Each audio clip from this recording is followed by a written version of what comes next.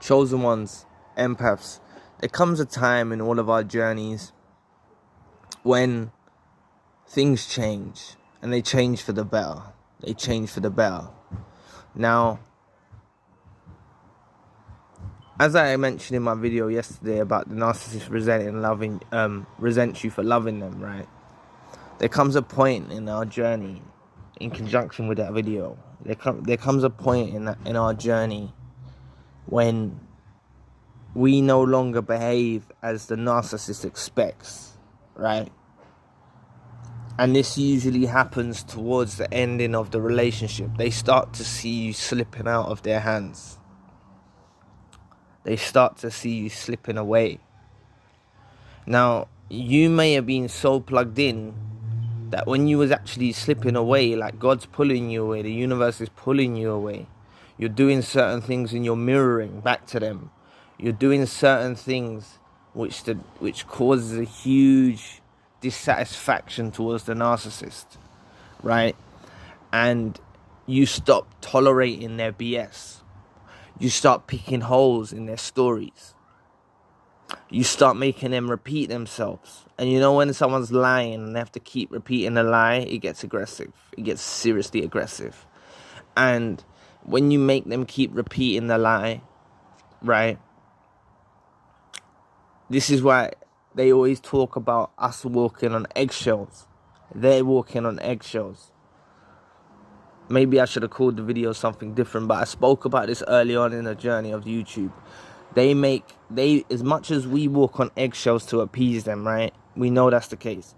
They also walk on eggshells to appease us, because they're trying to show us a face, right? A version of themselves, which isn't true, right? So, towards the end of the relationship, when we start picking holes in their stories and we start saying, yo, where you been? This don't add up. This don't add up. This don't make sense. This don't, and we start expressing ourselves more, which is from the Most High God. It's speaking from your heart, from the core soul of your being. Speaking your truths is so important. And when we spoke these truths, it sent shockwaves through their system. Absolute shockwaves through their system.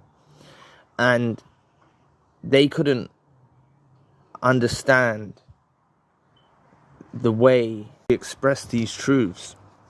They couldn't understand the shift in our nature. They couldn't understand the way we started to see through the veil. We started to see beneath the veil.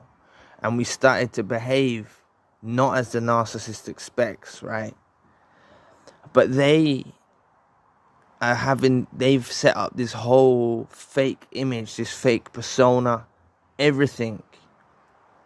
This is them walking on eggshells, like I'm saying, because they're the ones that have to pretend to be something. You're walking in your true, authentic self. You're not pretending to be like no one else. You're not pretending to be someone else. These lot are pretending to be someone else. So this is why they actually walk on eggshells. But as towards the end, as I said, as the relationship started to end, they become very desperate to try and hold it together.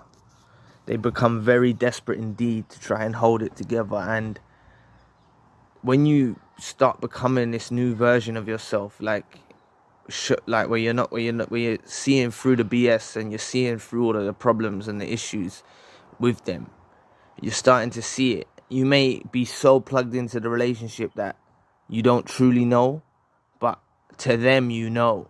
That's the thing. To them, it seems like you know, right?